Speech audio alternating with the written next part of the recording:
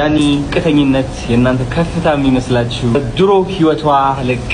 የለመዳችሁ ምቾት የሚሰማችሁ ወደቃችሁ ቃጮች ማለት የሚወድሽ ሰው ቃል ብቻ አይሰጥሽም ከጎንሽ ይቆማል እንጂ